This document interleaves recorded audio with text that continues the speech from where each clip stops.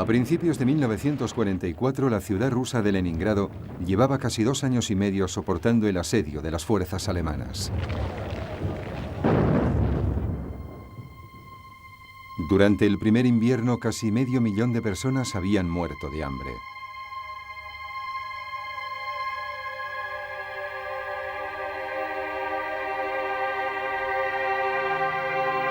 Los voluntarios habían prestado su ayuda apagando incendios, quitando escombros y construyendo defensas.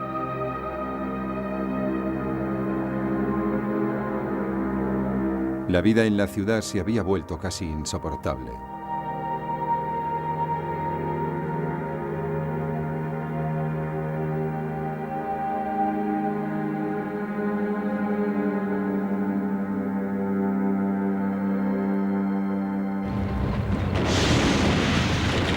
Diversos esfuerzos por mitigar tanto sufrimiento habían fracasado. Un intento llevado a cabo en 1942 condujo a la captura de 50.000 hombres del segundo ejército de choque soviético.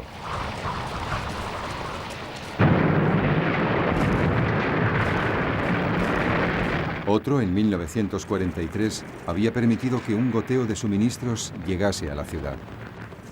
A pesar de ello, en el curso del año 1943, cerca de 20.000 personas morían al mes a causa del frío, las enfermedades y el hambre.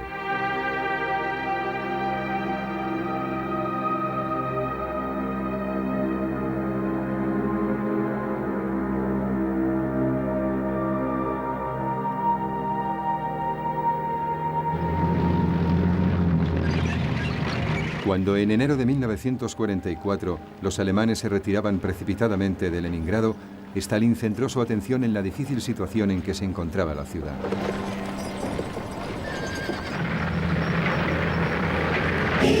Ese mismo mes, fuerzas soviéticas se infiltraron clandestinamente en la península cercana, en los alrededores de Oranienburg.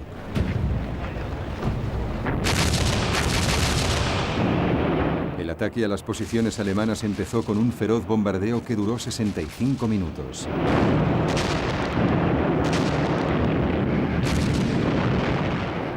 Seguidamente, las tropas rusas irrumpieron en las sorprendidas líneas alemanas.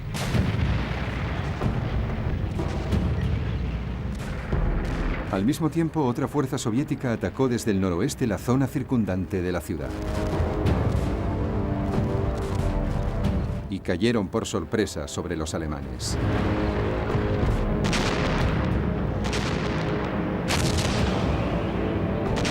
Durante 3 días, el comandante alemán, el mariscal de campo Georg von Küchler, resistió.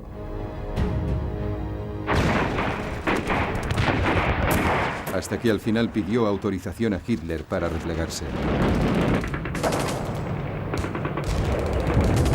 Pero Hitler una vez más se negó.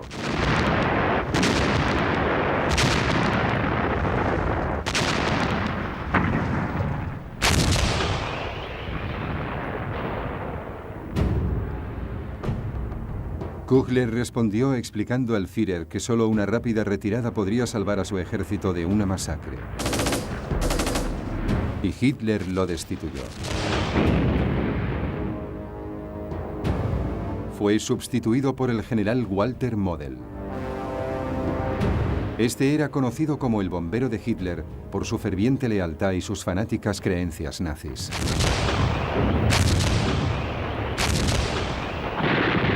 En esta ocasión, incluso el propio general Model consideró el peligro que suponía la situación. Esta vez, desobedeció las órdenes de Hitler y se replegó.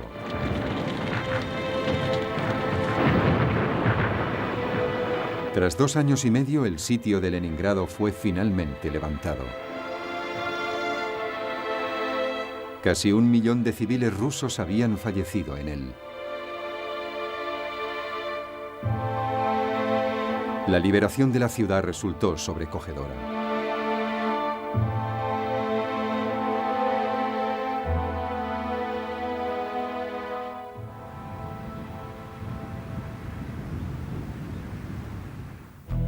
La primera secuela apareció en la vecina Finlandia, claramente progermana y que ahora temía una invasión soviética.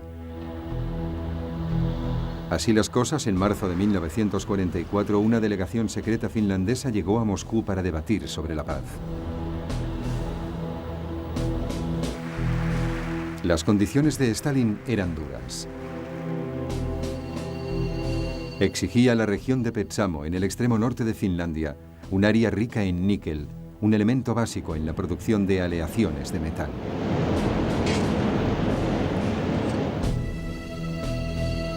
También exigía un pago de indemnizaciones que ascendía a $600 millones.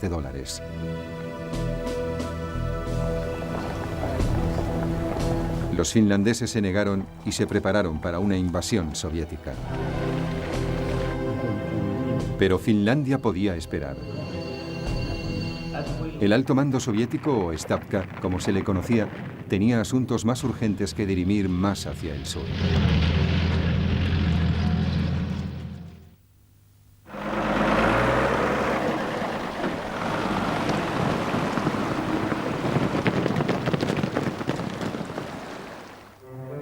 A finales de 1943, las ofensivas del Ejército Rojo en Ucrania habían provocado que 120.000 soldados alemanes quedasen atrapados en Crimea.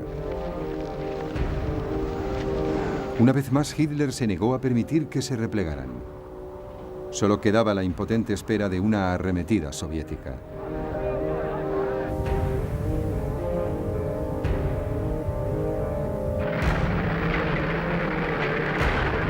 A principios de abril, 2 meses después de levantar el sitio de Leningrado, se produjo la temida ofensiva. Las tropas del Cuarto Frente Ucraniano del Ejército Rojo cayeron sobre Crimea desde el norte.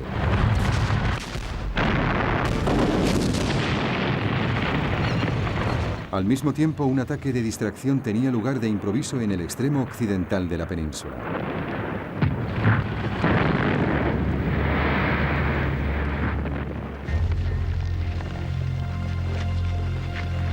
En menos de un día, las tropas del eje en el oeste habían cedido.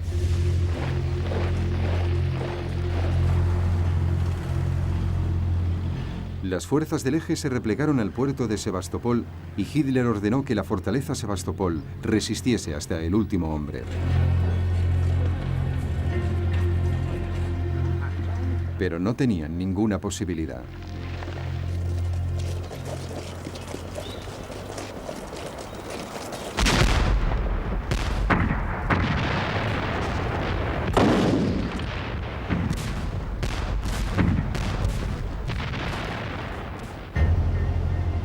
Tras semanas de asedio, las tropas alemanas fueron evacuadas por mar. Unos 40.000 hombres escaparon. Pero cerca de 30.000 defensores quedaron atrapados en el puerto. Se replegaron a las playas del sur de la ciudad con la esperanza de ser rescatados por barcos alemanes. Pero no fue posible. La esperada evacuación fue interrumpida por un bombardeo de la artillería soviética.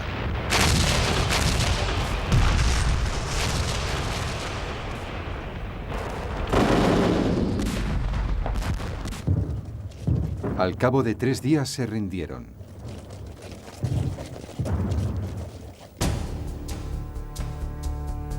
Mientras, en el noroeste del país, los alemanes todavía ocupaban una gran parte de la actual Bielorrusia. El Ejército Rojo se había apropiado de una amplia zona que llegaba hasta Polonia y Rumanía.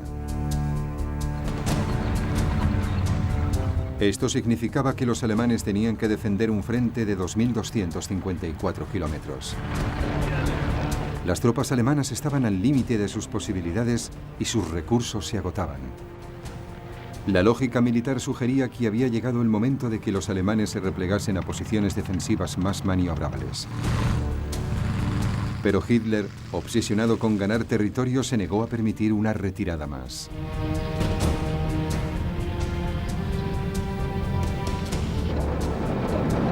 La desmedida ambición de Hitler y su obsesión por obtener una victoria iban a suponer el pago de un precio demasiado alto al ejército alemán.